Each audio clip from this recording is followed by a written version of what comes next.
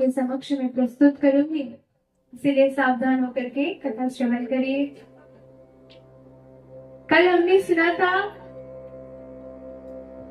किस प्रकार भगवान विष्णु ऐसे अचेत अवस्था पर उस धनुष के बाण में अचेत अवस्था पर पड़े थे और उनका सर धड़ से अलग हो गया था और वहां पर भगवान हयग्रीव के रूप में उत्पन्न हो चुके थे। भगवती की कृपा से हयग्रीव का रूप उनका अवतरित हुआ था, कल हमने दर्शन भी किया। और उसी दौरान भगवान के कान के मैल से दो दैत्य भी जन्म लेते हैं, जिनका नाम है मधु और कैटव। मधु और कैटव इतने बलशाली दानव थे भक्तवृंद। ऐसे दानव ना किसी देवता से मर सकते थे, लेकिन इच्छा शक्ति का मृत्यु उनको प्राप्त था, ऐसा वरदान उनको प्राप्त था। जो कोई भी भक्त कल की कथा में आए थे वो समझ सकते होंगे, लेकिन कथा में आना निरंतर होना चाहिए। जैसे प्रथम दिवस से लेकर के अंतिम दिवस तक आप आएंगे तो कथा में क्या विशेष बातें हैं तो आप समझ सकते हैं, वो प्रसंग समझ सकते हैं। बिना आए कभी कभी केवल देखने के लिए, अन्वेषण करने के लिए आने से कथा में लाभ नहीं होता है। बोले भक्तवत्सल भगवान ने की आज की आनंद की कथा में आइए।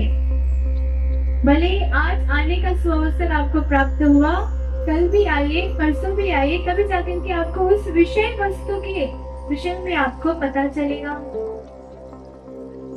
जैसे भगवान विष्णु हयग्रीव रूप धारण करते हैं, उसी दौरान वहां पर मधु और कैटव नामक दैत्य भी उत्पन्न हो जाते हैं। उत्पन्न तो हो गए, परंतु इधर उधर देखते हैं, यहाँ पर कुछ भी नहीं है, सागर ही सागर है, कुछ भी नहीं है, दूर दूर तक कोई नहीं दिखाई पड़ रहा है।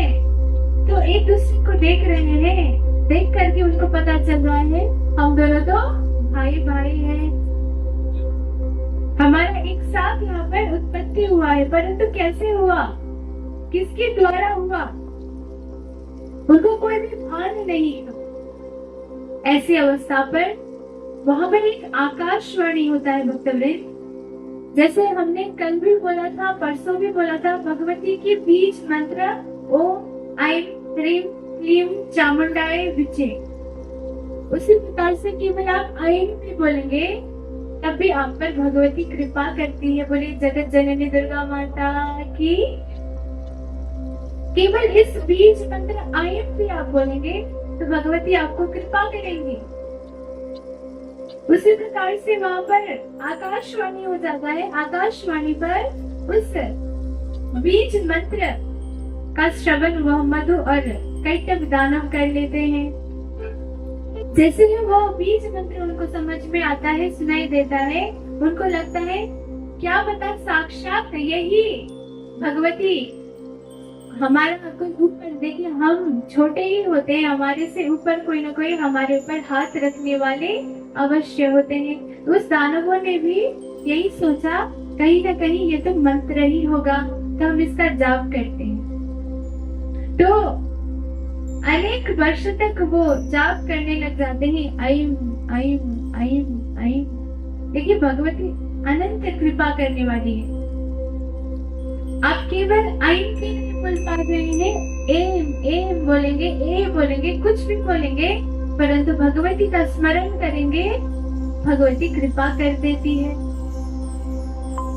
परंतु कोशिश करिए आप शुद्ध उच्चारण करिए। शुद्ध उच्चारण कैसे किया जाता है, हमने पहले भी बोला था, गुरु की शरण में जाएंगे तभी हम शुद्ध उच्चारण कर पाते हैं। इसलिए गुरु जीवन में अति आवश्यक है, गुरु बिना ज्ञान न होए। बोले भक्तवत्सल भगवान की, सद्गुरुदेव भगवान की। हमारे जीवन में गुरु का बहुत बड़ा भूमिका है, इसीलिए वो आकाशवाणी ही उनकी गुरु बन गए और भगवती का आराधना करने लगे मधु और कैटभ। जैसे ही स्तुति कर रहे थे, भगवान भगवती की पुकार रहे थे, आप जो कोई भी हो हमारे समक्ष आकर के खड़े हो जाइए, हम आपका दर्शन करना चाहते हैं। इस प्रकार से बहुत ही विनम्र भाव से मधु और कैटभ भगवती की स्तुति करने लग गए। वहाँ पर मंद मंद मुस्कान से सुशोभित भगवती, लाल वस्त्र पहनी हुई, संपूर्ण उनका आभूषण ही लाल था, उनका आभा ही लाल था, उनका ज्योति ही लाल था।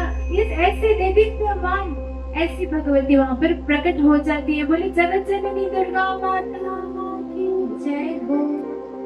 मंद मंद मुस्कुराती हुई उस दानवों को भगवती देखती है। किस कारण से तुम मुझे पुकार रहे हो? क्या कारण है मुझे यहाँ पर पुकारने का? देखिए, कोई कारण बिना कुछ कारण नहीं होता है।